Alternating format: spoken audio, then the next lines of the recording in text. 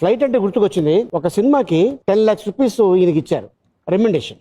ఆ డబ్బులు తీసుకెళ్ళి ఒక ప్రాపర్టీ కొందామని శంషాబాద్ వెళ్ళి 100 acres 100 acres ఏనా? 100 acres.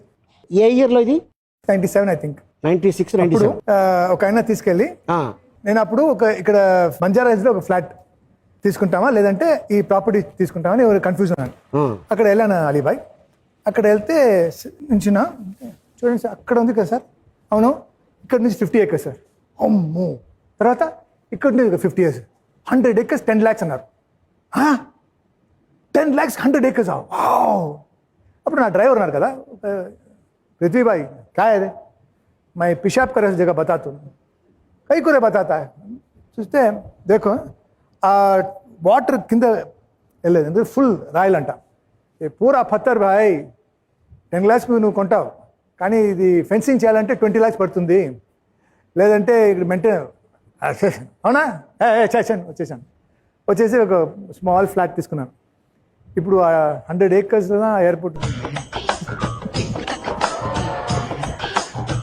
ఆ డ్రైవర్ని ఎందుకు తీసుకెళ్ళావు? వాడెందుకు పోసుకున్నాడు? వాడి వల్ల 100 ఎకరాలు పోయింది. ఫ్లైట్ అంటే గుర్తుకొచ్చింది. ఒక సినిమాకి 10 lakhs రూపీస్ ఈయనకి ఇచ్చారు రెమ్యునరేషన్. ఆ డబ్బులు తీసుకెళ్ళి ఒక